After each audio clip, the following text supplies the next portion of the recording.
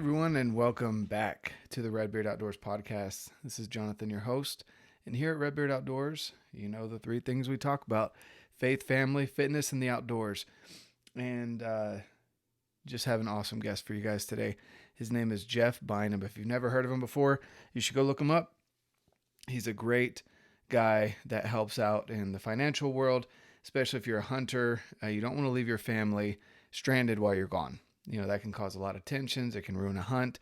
But more than anything, you're not leaving your family taken care of. And that would be the most important reason why you should reach out to Jeff. He's such an awesome guy. He'll be able to review some things with you, give you a little bit of a consultation, if you will. And we'll go into that a little bit more. But basically, Jeff is just an awesome fellow ginger that I met at Elk Shape Camp last year, and had the opportunity to have him on the podcast while we were at the hunting expo.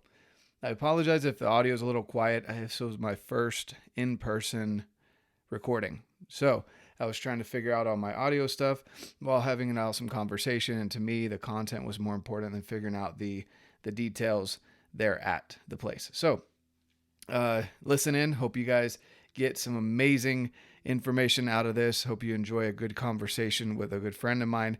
And as you guys know, I don't run ads. I leave links down below to companies that I either work with or that I've used. And again, if you're going to go buy gear for the outdoors, whether it be backcountry food or backpacking food, hunting food, whatever it is that you need, you can go check out the links down below. Might as well save some money if you're already purchasing it anyway. Go ahead and get on that, guys. And without further ado, here is Jeff Bynum. All right, guys, I've got here one of my really good friends, Jeff Bynum, and he is associated with Elk Shape Camps, which you hear me talk about all the time, and he does an awesome job there, giving some advice and helping everyone who's in the outdoors to live better. So, Jeff, go ahead and tell us a little bit more about who you are and in a nutshell. Yeah, man. Well, first, let me just come out of the gate and say that, you're a motivating factor in my life.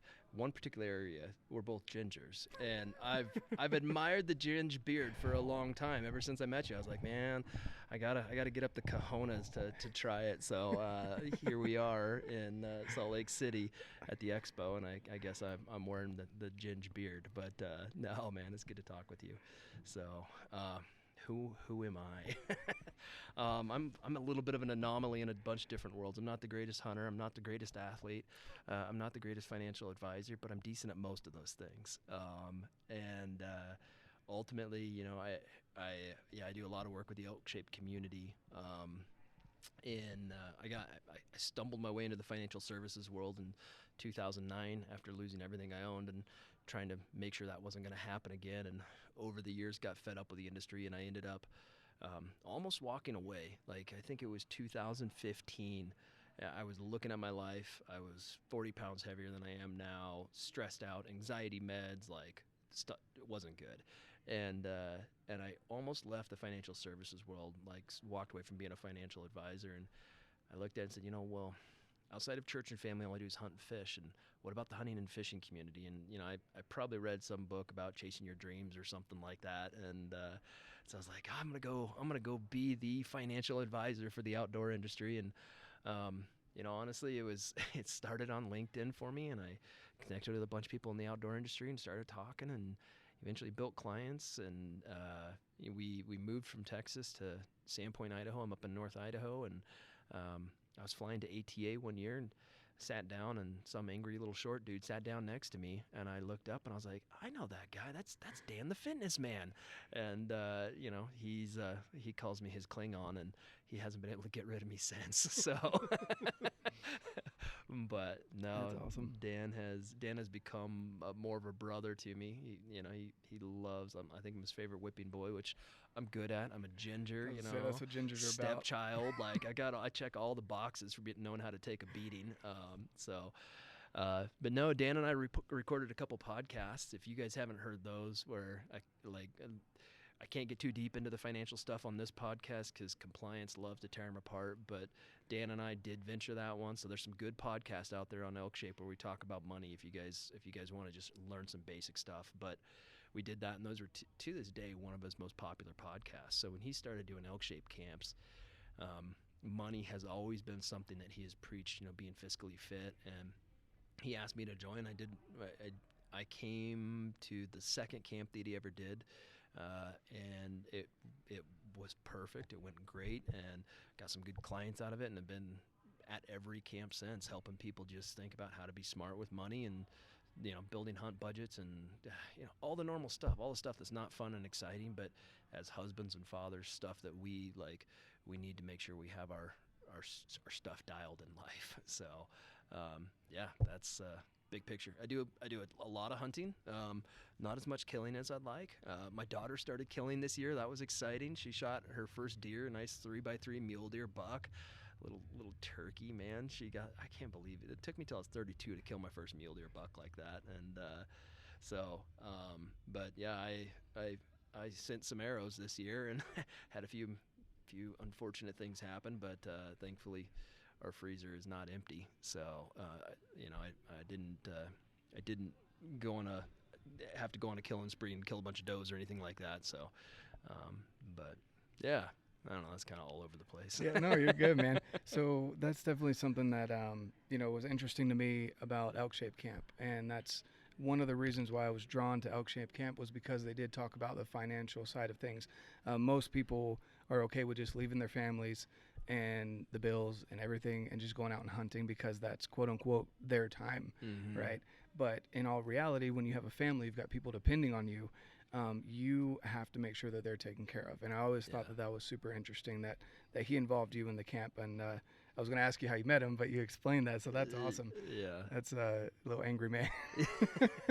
I got to get him back a little bit. He mentioned in front of 60 people last week at Vortex how I messed up a frontal shot on a bull elk. So I'm still a little salty about that. That was this year, wasn't it? That was this year. That wound's still fresh. See, in my heart. So I had a frontal shot at about, I want to say it was 25 yards. Okay. And I decided to not take it because that's a smart decision. I think it was either because I saw your video or because of what they taught us at camp. But yeah, I ended up not tagging out because I missed that bull. But that's honestly, that's a good decision. This was 8 yards, and everybody's like, would you do it again? And what I would do again is I would make sure that my bow sight is set, because that North Idaho brush, and we tell people at camp, like, when you're hunting thick, heavy country, you got to check your bow every day. And I didn't.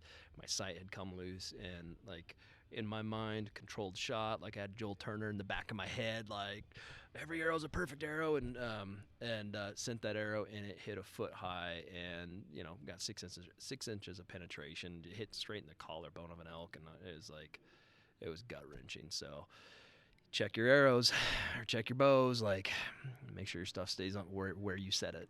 Yep, no, for sure. And that's funny. It's easy to to go to camp and then not think about it when you're out in the field. Right. And I remember watching that and seeing that your sight was off. Yeah. It wasn't that you were off, but the gear. Yeah. And so that's rough, man. But that's still my failure. Ultimately, that's on me, because I knew better than that. And as soon as I saw it, I was just like, oh, I screwed that up. Well, it's not like you're surrounded by a bunch of experts that talk to you about it all the time, right? Yeah, no, it's not like I haven't been hunting elk for 22 years. So yeah. So that's awesome. Yeah. That's awesome. So with on the outdoor side of things, did you grow up in the outdoors? You grew up in Idaho? So I grew up really close to Idaho. I grew up in Northeast Washington State. Yeah, and from the time, so I'm old, and so from the time I could work, shovel snow, buck bales, mow lawns, I was buying hunting gear. Got my first 22 when I was 7 years old, and by the time I was 9 years old, I was hunting deer, mostly rifle hunting. My buddy, I actually got started in archery about 11 or 12 years old, and I didn't have my own bow. My buddy, best friend, who was left-handed, he had a bow, and so I learned how to shoot archery in the first couple of years. I was shooting my buddy's left-handed bow. That wasn't set up for me at all, but I think we killed a couple things every now and then. It wasn't like we were being successful consistently, but yeah, I grew up in the outdoors, and it's interesting because I've always I grew up hunting, I grew up fishing, I grew up snowboarding, I grew up camping and dirt biking and all these different things. And after my daughter was born, and my wife was pregnant with our son, I started looking at my life and realizing as a father, like, oh, all of these hobbies, one, they all require money and they're not getting cheaper. I'm a gear snob, so like I'm not buying cheap stuff. Two, the most important resource we have in our life is not money, it's our time. And these all required time. And I made a decision to kind of look at my life, and I was praying about it, and I was like, okay, what was the most impactful thing, like shaped who I am? And it all came down to hunting. And like there's something special that happens when you go out and harvest your own animal and process your own food, and you sit there and you feed a family, you provide nourishment for your family. Like it's part of our DNA. Like I think every person should go through that process and get close connected to where their food's at. And I looked at it, it was my favorite memories growing up, so I was like, okay, I'm setting everything else aside. I'm going to focus from a hobby activity standpoint on the hunting world. And honestly, that's when I started elk hunting a whole lot more. And that was like 2006. I think I killed my first bull in 2001, and it was cool, but it wasn't until 2006, 2007 where I like kind of lost my mind from a hunting standpoint. So, but it really did. It all revolved around family. Like for me, this hunting is something I'm raising my kids from the time I could carry them into the woods and take them hunting. They've been hunting with me. My kids hunt. They're now killing their own animals, and Dan has always talked about finite September and all of that. But the last few years, like I haven't killed an elk in a couple of years because I've been calling for all my buddies, and I almost enjoyed like I need to kill an elk. Like guys, I need to kill an elk this year. This is getting bad, but learning how to enjoy other people's success, I think for me is just as fulfilling as killing an elk. Yeah. So, that's kind of how I grew up and got to where I'm at. That's from awesome. A hunting standpoint. So I haven't been to Washington. Yeah. I've heard good and bad. I've heard really good things about the west side, right? Not the east side. The east side's a lot more dry. Is that kind of how it is? So Washington is an absolutely beautiful state, through and through. Like it has so many different environments there. So the very eastern side is very like Rocky mountainous, and then you get into kind of what people still call Eastern Washington, but it's really Central Washington. Okay. Is a lot of ag, big canyons, desert. You've got the Columbia River that flows through the middle of the state and cuts it in half, and then you get into the Cascade Mountain Range. And so then the east side of the Cascade Mountain Range is very like Western style mountains. The west side of the Cascade Mountain Range is like a rainforest. Okay. So you get all of these crazy different environments that you can hunt in. There's great game in Washington State. The entire state is controlled politically by Seattle, and so you can put two and two together and just assume what's happened in that state. I think yesterday I saw that high capacity magazines, anything over like 8 rounds, is now illegal, and the state is not the state that I grew up in. It was amazing to grow up there. All kinds of opportunity, tons of hunting, and today I have clients all over Washington State, and every single one of them want to leave. It's pretty bad. Yeah. So. Yeah, you don't ever hear that from Dan either, that he wants to leave Washington and move to Idaho. Oh, he never yeah. says that. No, he never talks about that. We never have that in our conversations financially planning for him. Like, no. So. He's got a pretty sweet setup at his house, but yeah. Outside of his little ranch, you know. Yeah, he's built a good little commune for himself. He's kind of got all the boxes he can check right there in his backyard. So. Yeah, and I imagine you had a lot to do with that. You know, Dan, a lot of Dan's success happened before I started working with him. If you've followed Dan for any amount of time, you've probably heard him pre Jeff Bynum.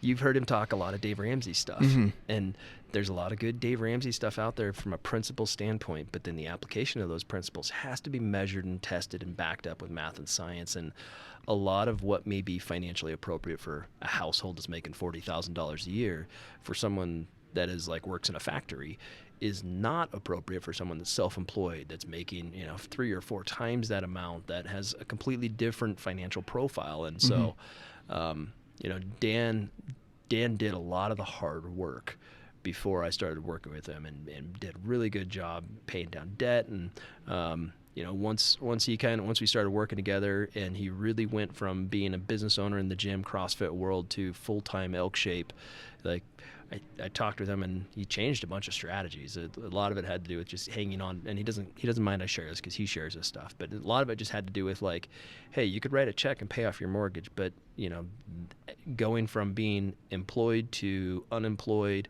tying up all of this liquidity in your home, the roof over your head, that's not an asset. Like, that's a key distinction. Your home, the roof over your head is not an asset, may limit your ability to be successful in business. And so there was a lot of paradigm shifts for him that I was able to have a positive impact to, and I get to be a part of behind the scenes for him. But Dan's probably one of the most self-disciplined men that I know. And I hope this doesn't just turn into a raw Dan conversation, but he's as much of a positive influence in my life as I get to be in his. And so it's pretty cool. As you know, man, we have to surround ourselves with good brothers that are like in life, being real, going through the trenches. You and I were just talking about this, like, about our wives and life. It's like, yeah, it's real. It's not all unicorns and rainbows, man. Yeah. So, no, I agree with that 100%. And I think a lot of people can get wrapped up in that, in the Insta famous and YouTube famous and like all those things. They don't see the behind the scenes and the work that people have put in. Yep. And that's one thing that I really like about what you guys have done with Elk Shape, and why I was drawn to that brand. And then getting to know you guys last year, and I'm excited for camp again this year because the knowledge behind it is just incredible. What you guys share. Yeah. And well, that's awesome. So you grew up in Washington. You chose to cross over the border and go to Idaho. Roundabout, man. I've lived all over the place. I lived 5 years in Wyoming, and then spent 15 in Seattle, and then 4 down in Texas, and we've been up in Idaho for just about 4 years now. So awesome. I wanted to get back to that.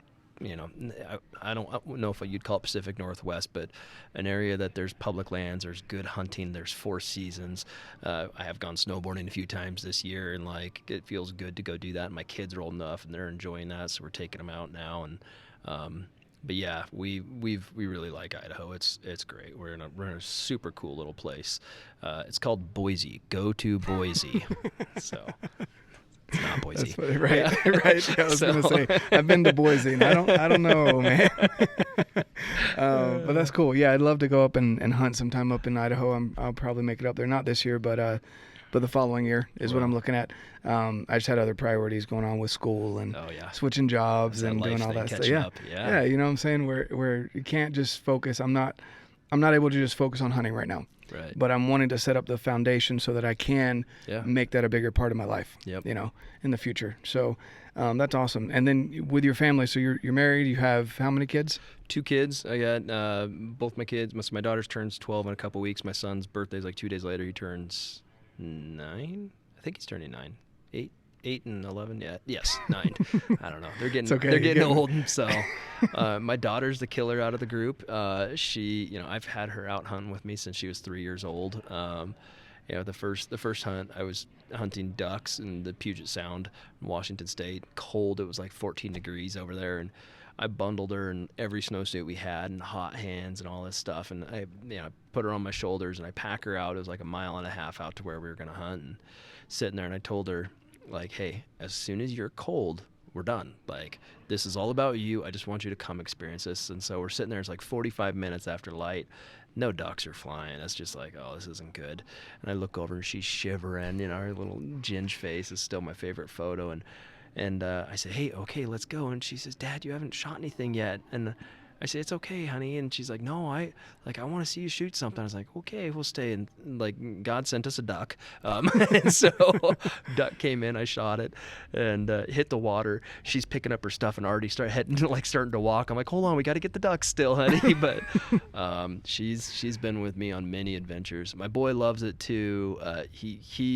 So we do, like, I grew up picking mushrooms, morel mushrooms. We love mushroom and huckleberry picking, and so he's all about going out shed hunting and picking mushrooms and stuff. And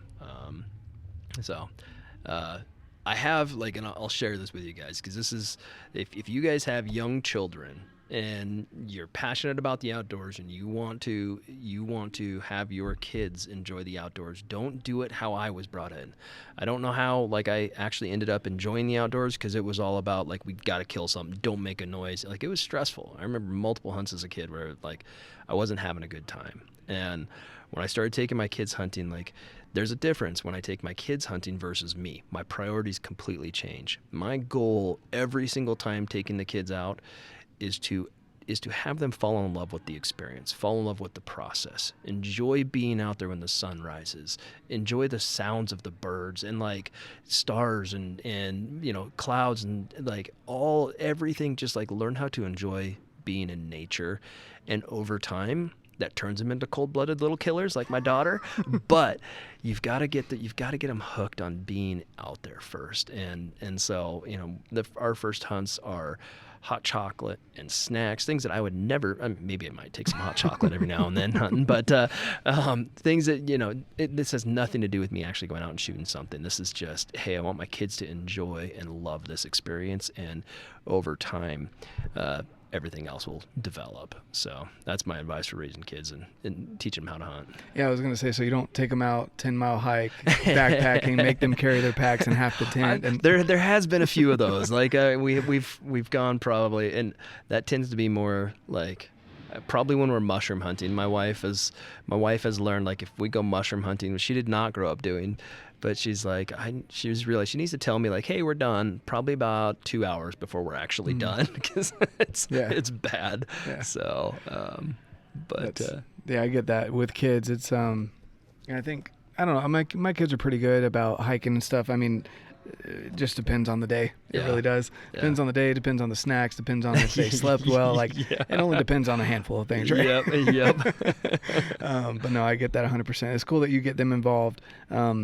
And I like that advice, that you're not putting a gun or a bow, crossbow, whatever, in their hands the first time they're going out hunting. They're going out with you. They're getting the experience and learning how to spot animals, maybe, but just being outside in general. Yep. And I like that.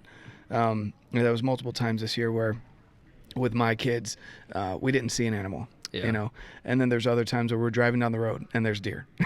Yeah. And so, but yeah, just getting them out there, I think that's a big deal. So for you, how has fitness played into your life? Oh, wow. We're going there. Oh yeah, we're going there. Okay. Well, you know, I had a pretty rough, like, 10 years. Like, I got out of high school, grew up working farms, but I started right into construction, working my way up through construction, and I beat myself up pretty good. I've had back problems my whole life, and I've allowed those issues to probably hold me back. Like, I've used it as a crutch at times in life, and there's times in life where it legitimately has held me back. So I've been on, like, this journey of trying to figure out how I can stay consistent, and that's my biggest challenge. Like, you know this. I've watched you transform your life. Like, you have to figure out how to stay consistent, and I was fairly consistent for probably 4 or 5 years doing CrossFit. There was a photo. I went on a dove hunt in Texas, and we shot a bunch of doves, and we're standing there, took a photo, and, like, that photo for me, when I see it, that was my heaviest. I was almost 220 pounds, and I was ashamed. Like, I just could not believe I never saw myself that way. I'm not a tall guy, and it wasn't 220 pounds of muscle. It was tacos. So that was about 35, and I realized, like, I had that light bulb go off, like, hey, if I want to be enjoying these experiences, I want to be hunting elk consistently for the next 25 years. Like, there's no way this can be my life. I have to make changes. And so it's been a lot of, like, 2 steps forward, 1 back over, that was 7 years ago. You know, I did, I think we were talking about this before we started recording, but, like, a little version of 75 hard last year. I guess I call that 75 weak. 75 easy. 75 easy. Yeah. You know, light. It was 75 light. Like, I was remodeling this crazy house we bought, so I had some legit time constraints, but still, I got I got down to a weight that like I haven't been since I graduated high school. And I was working 7 days a week, like 14, 15 hours a day, remodeling this house for us to move into. And so there was a lot of crazy stuff about that, but I've fluffed up a little bit since then. But still, I look at it, and if I look at the overall journey, this I'm not one of those guys that's just like Dan. If he doesn't work out, because I've spent enough time with him, like he goes 2 or 3 days, like he gets off. If he is not like breaking a sweat, I'm not that guy. I could eat tacos for like a week straight and be happy. So for me, I really have to lean into my community to stay consistent. And I think that's a lot of the way like life is in different areas for us. Like it takes brotherhood. It takes people that hold us accountable. And so this community has been really good for me for that. Most of my problem is nutrition based. Like I like to eat. So, but again, I'm on a path. I'm not where I want to be in the fitness side of things. I kept getting hurt last year in CrossFit, and which I love the intensity. I love CrossFit. I think it's one of the best exercise or workout methods out there. But I kept getting hurt, and I kept stopping. And it's just like, it's so hard to stop and start CrossFit. Mm-hmm. And so that was pretty discouraging. So I'm like, BJ Cable, who's my right hand in my practice, manages everything. He's got a lot more experience in a traditional gym, which is what I used to do years and years ago. So we're kind of figuring out, okay, what can we do that we can just stay consistent and try to avoid some injuries so that I don't have to take 6-8 weeks off and start again. Yeah. And I definitely think that that's one of the most difficult things in fitness or in anything in general, with relationships, with finances. Yep. If you're not consistent, it falls off the bandwagon. Yeah. It's easy to get off that track. And for someone like you who's very financially minded versus me who's a spender. I'm a spender too. Right, Don't get me wrong. I know the answers. I have the same trouble following them as the rest of the spenders in my life. There you go. There you go. So you get it. My wife's the saver. Yeah. And I know usually it's flip-flopped. Usually the wife's the spender and the husband's the saver. But that's something that I have to work at. Yeah. And if I'm not on it, I could easily spend 2-3 paychecks in a day, and not think twice about it and be like, oh, I'll just work it off, and it's not the same. Right. And so with fitness, it's the same thing. You got to find, that thing that you're consistent with. For me, I noticed that I'll hit these plateaus where like weightlifting did it for me for a while, but I was kind of getting complacent, and I was becoming the guy that was looking at his phone more than he was working out. Sure. And my intensity was not there. Yeah. And so I had to switch it up, and I finally, after dragging my feet, decided to go to CrossFit. How long? I was going to say, because CrossFit's new for you, right? Yeah. Since I should have marked the date, but I want to say it was right after elk season, so October, November timeframe. Yeah. So just a couple months. I love the Olympic lifts. I had a shoulder injury. Yep. That kept me from wanting to do things overhead for a while. And so the weightlifting helped me rehab it. And like, I used to laugh at people that warmed up and like used bands and stuff like that. Oh, yeah. And now like it's a staple for me. Absolutely. I have no more crunching in my shoulders. I can lift more than I've ever lifted over my head. Yep. And I can't remember what, I should know my PRs. I don't keep track of them like I do. But I'm able to do snatches now and all the other lifts and that's cool. And not have any pain. Yeah. So. Yeah, the mobility, like it really is. I used to judge CrossFit the same way as probably everybody else, like, a bunch of muscle heads just trying to get hurt and all this stuff. And then I did it, and it's healed a lot of my issues. And it's the mobility side of it. It's, hey, you can't do this unless you work on your mobility. It is not just how much can you PR. It's, hey, are you flexy? Are you bendy? Like, can you get your hands over your head? Can you do handstand walks? And all that stuff has had a really positive impact on me. I've never been flexible, but I'm more flexible now than I've ever been. And, right. So I think like my goal is to be kind of in the middle somewhere. And because I've done enough of the programming in CrossFit and understand that like I can still create some intensity in a traditional gym.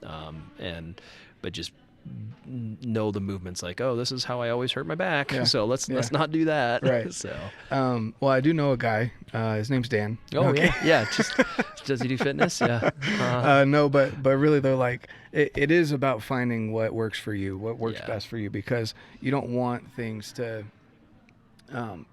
fall off. Right. And that consistency, just like I said, with relationships, with your kids, with your spouse, with friends, like if you're not feeding into their lives and you're just take, like that's hard, you know?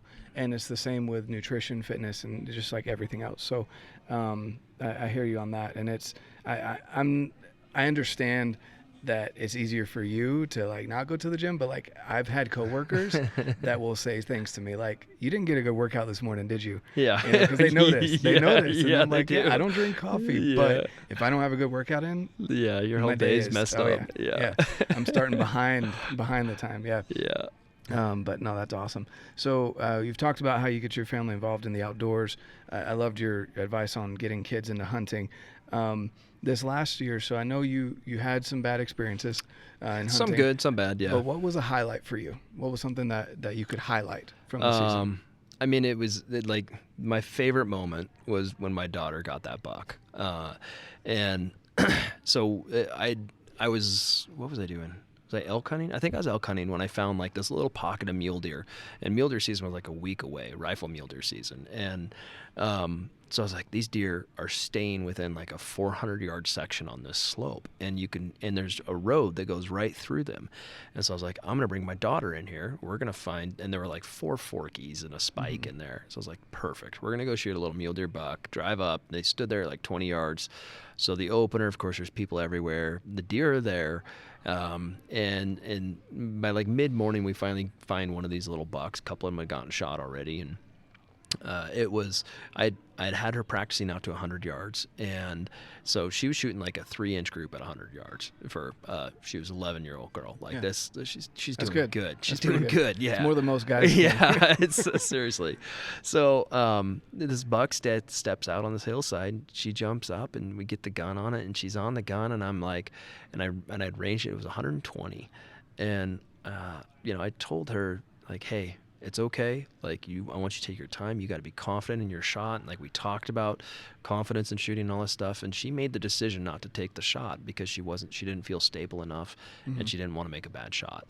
And like, yeah, we killed a buck. Told you that. But that moment right there, like that bit of maturity that showed up in her that oftentimes I see grown men F up, like that for me was probably my favorite moment of our entire season, was just watching her to make like big girl decision. So awesome. It was pretty cool. That is awesome. Yeah. So, and that reminds me of another guy, Lampers, had a similar experience with his daughter. Yep. And that just tells me that you're doing it right. Yeah. You know, that the fact that you didn't put the pressure on like shoot. Yeah. She's already doing that to herself. Yep. It's already in her head. Oh yeah. Her heart race through the roof. Yep. It's her first buck, right?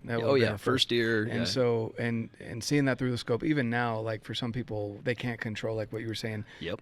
That trigger pull and everything. And so the fact that you were able to help her understand, like, it's okay if you say no, right? You have that there. That is an option. Yeah. And for all you out there listening, that is an option. Like you don't sometimes have to it pull is the your trigger. best option. Like that's, like, if you've ever been on a bad recovery, like it sucks. It is not a cool experience. The last thing you want to do is send a bad arrow. Yep. So that was I was super proud of her. Like she just like I mean I already hold her on a pedestal, but she's she's your daughter. Yeah, sure, yeah.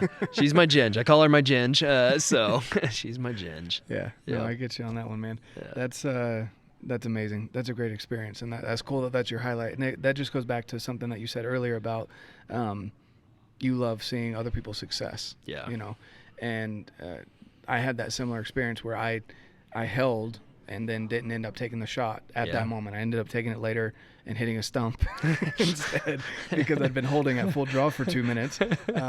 But I didn't take that frontal because I wasn't comfortable with it. And I knew in the back of my head, I haven't met Joel Turner, but you guys talking about that. I think you're going to here in like 2 weeks. Yeah, Get ready. Weeks, yeah. And then just knowing, like, going through the shot process and staring down that elk, like it was literally looking right at me. Oh yeah. And just knowing, like, I know I could, but I don't have to. Yeah. And I'd rather not injure the animal. Yeah. You know, and And yeah, that's awesome, dude. That's a really good highlight.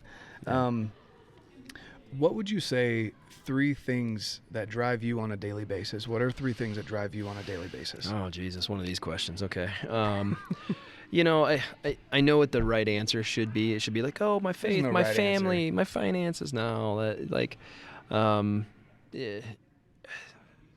it's interesting because I've actually, I don't know if I think I may have heard this question somewhere, and I really was trying to dig deep, and I don't know if I have 3, but I know for me, right now, I'm grinding through a lot of stuff. I've been married a long time. My marriage isn't perfect. I'm an imperfect man. I'm kind of an asshole. Sorry, for cursing on your podcast here, but I can be an asshole, especially to my wife.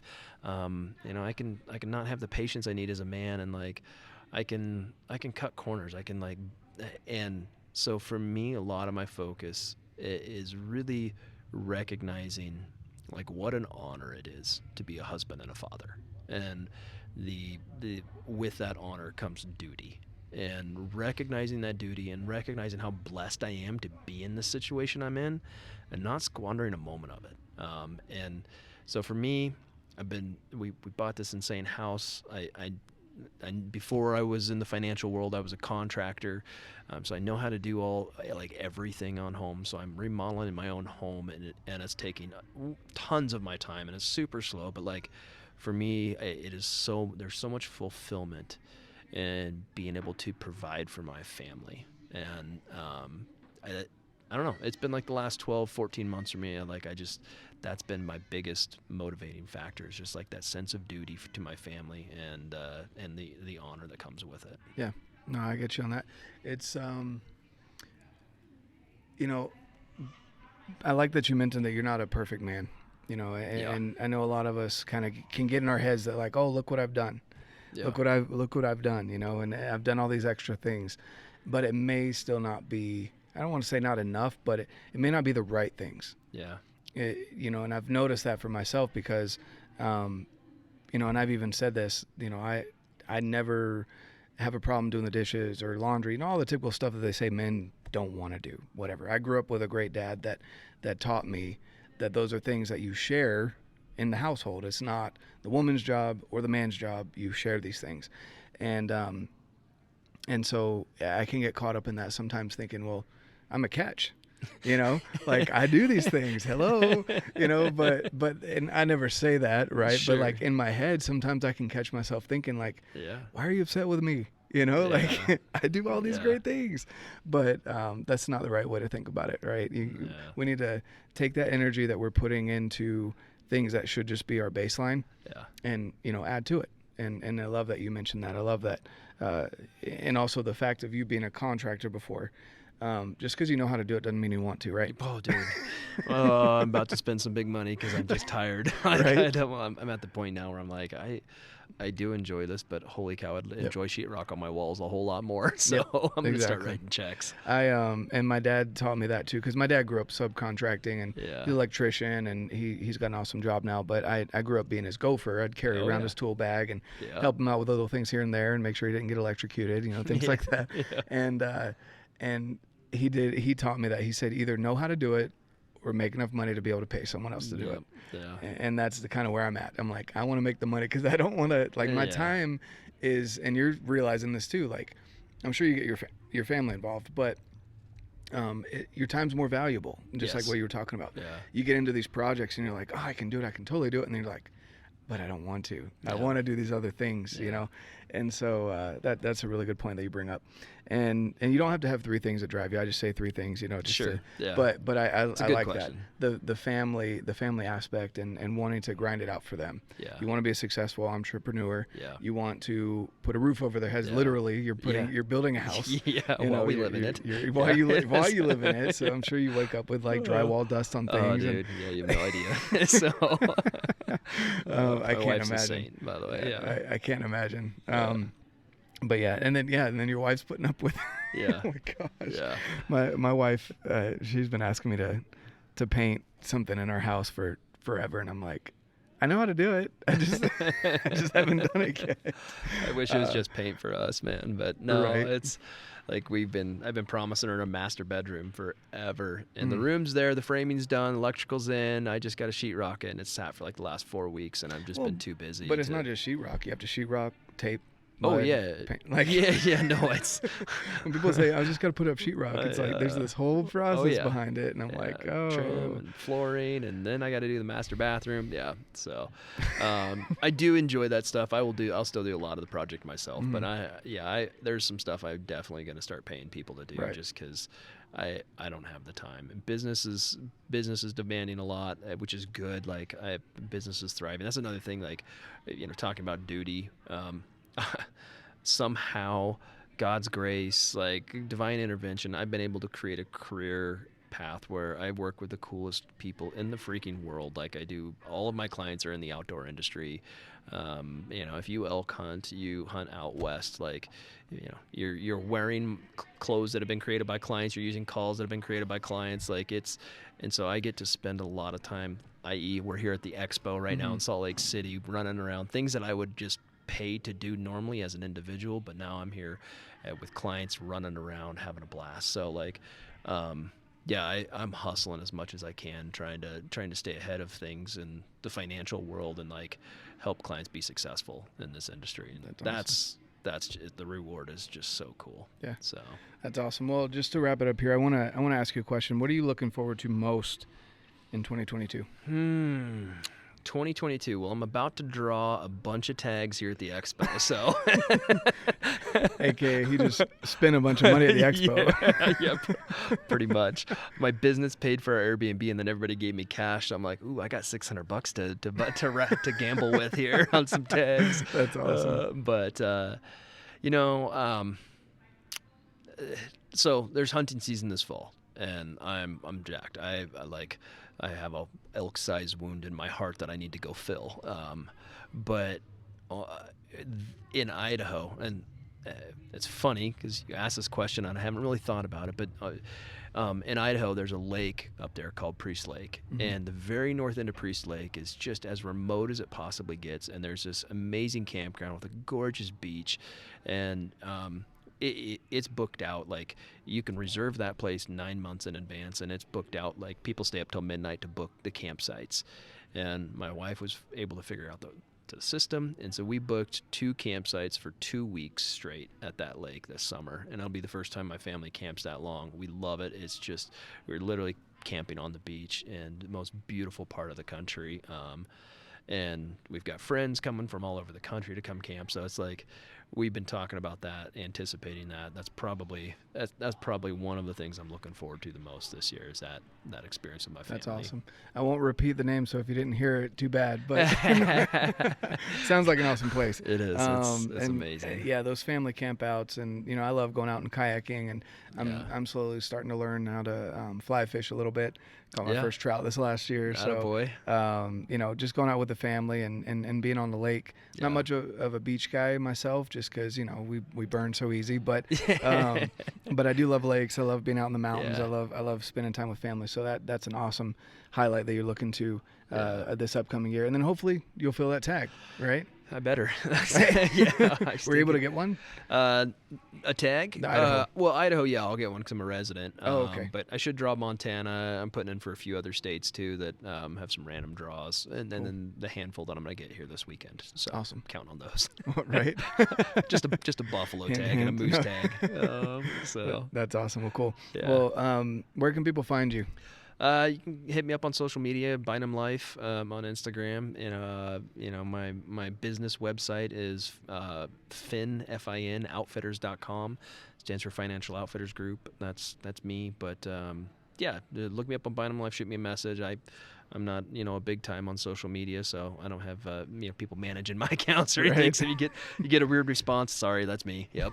So that's awesome. Well, I really appreciate you being on today. I'd taken the time out of working with clients and everything, being here at the Hunt Expo, and coming in from Idaho. I love it, dude. Thank you. I know we've been trying to do this for a little while now, so it's cool that we're able to connect to do it in person. So good stuff, dude. Awesome. Keep up the good work, man. Thank you. I appreciate it. All right, guys. Go check them out over at social media, Bynum Life. Well, that's with a Y. And as I always say, guys, get out, live your life, and love it. Thanks again for tuning in today, guys. Hope you guys enjoyed that conversation as much as I enjoyed making the conversation. And again, I apologize for the changes in the audio. I'm still new at this, and I'm working on the in-person podcast, which I'm looking forward to having more of them coming up here. And yeah, go check Jeff out. I'll leave the links down below to his social media and to his company so that you guys can give him a call and see if he's the route you want to take to help you make better decisions as you're prepping for, whether it be just getting outside with your family or backpacking or hunting, whatever it is, chasing that time rather than dollars and making your money work for you. Again, I don't run ads. Please go check out the links down below. If you need any gear, that's stuff that I've used. I don't try and sell you guys anything, especially if I haven't used it. But everyone, all the companies down below are amazing companies to work with, great customer service, amazing products, and things that I trust while I'm out hunting in the backcountry, backpacking with my family, whatever it may be. And also leave a review. If you guys leave a review down below at the email, redbeardoutdoors1@gmail.com, and I will send you something in the mail out of gratitude. And thank you so much for your support, everyone. And as I always say, get out, live your life, and love it.